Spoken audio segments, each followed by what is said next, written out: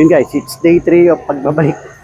Pagbabalik kasi Gabo. No? So, hopefully it's a good day dahil medyo maulan eh. No? So, alam naman natin pag umuulan, ayaw lumabas ng tao. At pag ayaw lumabas ng tao, automatic yan, magpapagawa yan.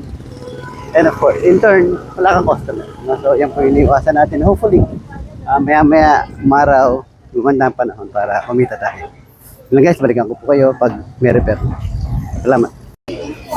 Yun guys, no, so it's already 5:30, no, so pero update lang, no, so pagdating natin sa shop, may nag-message agad, so nandito na siya, so it's an 11 Pro, ano, pinalitan po natin ng, actually hindi pinalitan ng battery dahil ang problema, nabaksak niya 11 Pro Max, and nag-Apple logo na lang, no, so all the while I thought na yung unit is refurbished.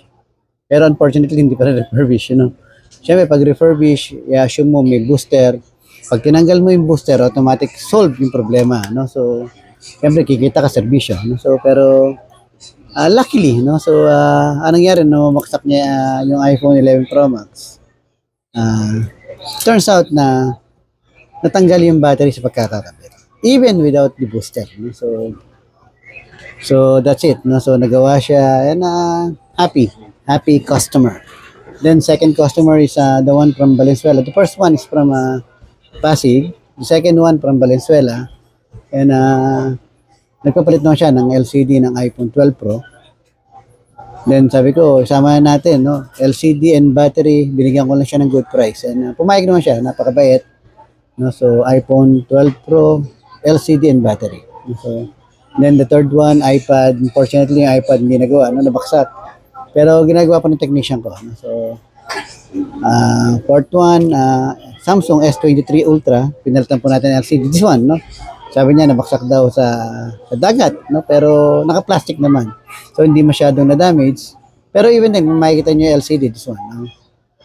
Green screen na lang siya.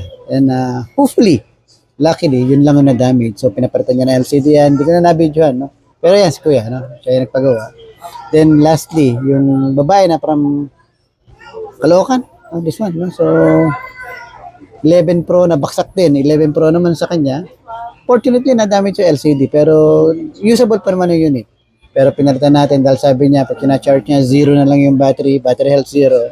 So pinalitan natin ng battery, aside from the fact na may booster pa yun, boosted, no?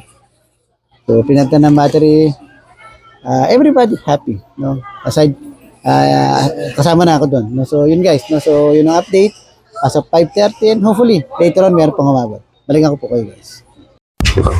Yun guys, good evening. So actually kauwi ko lang and maganda naman ang repair, no? So and marami naman tayo naging repair. Siguro kung di clumsy yung mga customer wala tayong naging repair dahil almost all iPhones na ni-repair po natin due sa drop, sa pagkakabaksak, no? So yun nung siguro 3 sa repair natin, iPhone 11 Pro umaga, Pro Max, then iPhone 11 Pro sa babae from Caloocan, the first one from Pasig, and the third one from Luzon, no? So yung iPhone 11 niya nabaksak din, nag-Apple logo. So basically, iwasan niyo po, ingatan niyo po yung mga device niyo, iPhone in particular, or kahit anong Android na mabaksak dahil automatic yan, gagastos po kayo. And automatic yan, magkaka-repair po ako. So, and of course, may ni-repair din tayong Samsung S23 Ultra. Pinalitan natin LCD.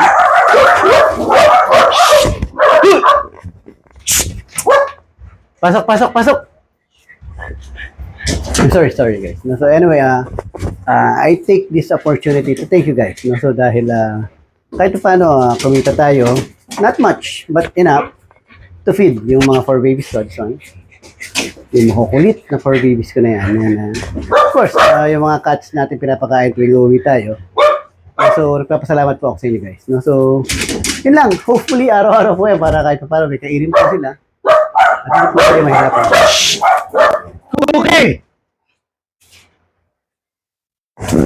Sorry guys. No? So, kasi nga na yan. No? Pasok kayo, Cookie ha. Isa. Yung. So, well, hopefully. So, it's a good day another. It's another good day, no? So at tayo nga sa inyo, maraming salamat po. Dahil sa pagtangkilik nyo sa shop nyo WhatsApp Bob at sa akin po, kumakain kami. May kinakain yung mga poor babies ko. May kinakain po yung mga stray cats na pinakakain po natin sa That's it, labas. guys. Dogs na nadaanan po at pinabigyan po natin pagkain.